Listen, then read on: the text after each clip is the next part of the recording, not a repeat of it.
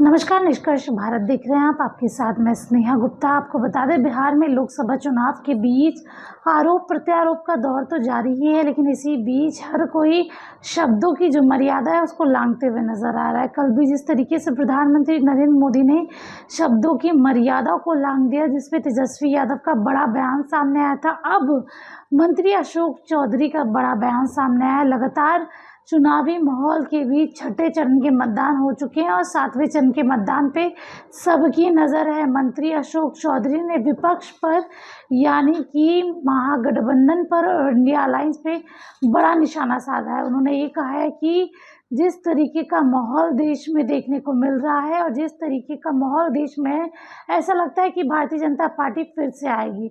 जहाँ एक तरफ उन्होंने तेजस्वी यादव को लेकर ये कहा कि पिताजी तो थक चुके हैं, पुत्र भी थक जाएगा। ये लोग 2024 के चुनाव में पूरे तरीके से हार रहे हैं, बस 25 में अपनी इज्जत बचाने की में लगे हुए हैं। इसके साथ ही उन्होंने लालू परिवार पर निशान साधते हुए ये भी कहा कि जब उनसे पूछा गया कि ये लोग लगातार कहते हैं तेजस्वी यादव कि हमने नौकरी दी, तो इस पे अशोक चौधरी ने कहा कि कोई कह देगा कि हमने एम्स और पीएमसीएच की डिग्री हासिल की है, तो क्या उसकी बातों को मान लिया जाएगा?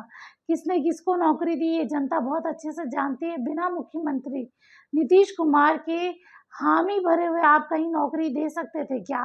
नीतीश कुमार का पूरा योगदान है इस नौकरी पे और इसका क्रेडिट भी नीतीश कुमार को ही जाता है। बार-बार तेजस्वी यादव ये कहते हुए नज़र आते हैं कि हमने नौकरी दी, हमने 17 महीने में ये काम किया, वो काम किया, लेकिन अशोक चौधरी ने सीधे तौर पे कह दिया कि मुख्यमंत्री नीतीश कुमार ने भी काम किया है और उनके बिना अनुमति के ये पूरा हो ही नहीं सकता था।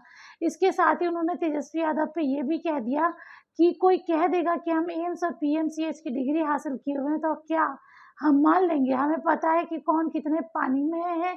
और इसके साथ पिता तो थक ही गए हैं, यानी कि लालू प्रसाद यादव तो थक ही गए हैं, अब उनके पुत्र भी थक जाएंगे। ये लोग सिर्फ 2025 में अपनी इज्जत बचाने के लिए 2024 का चुनाव लड़ रहे हैं।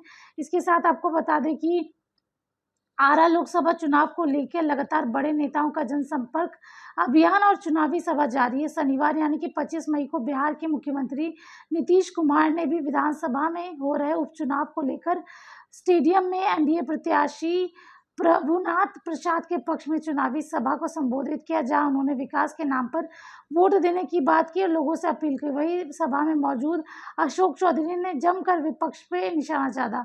विपक्ष पर निशाना साधते हुए कहा कि लोग 2024 में हार रहे हैं, 25 को बचाने के लिए ये लोग मेहनत कर रहे हैं। वहीं आरा के चुनाव सभा में अमित शाह ने कहा कि 310 सीट जीतने का दावा। उन्होंने कहा कि हम पूरे बिहार में घूम रहे, देश में नहीं घूम रहे। हमें बिहार के बारे में पता है कि बिहार में 40 में से 40 सीट जो है वो एनडीए के ही खाते में आएगी और कहीं नहीं जाएगी। और हमें पता है विपक्ष कितना भी कुछ कर ले, हमने जो काम किया है जनता हमें आशीर्वाद ज़रूर देगी। आप बने रहिए हमारे साथ, तब तक के लिए आपका बहुत बहुत शुक्रिया।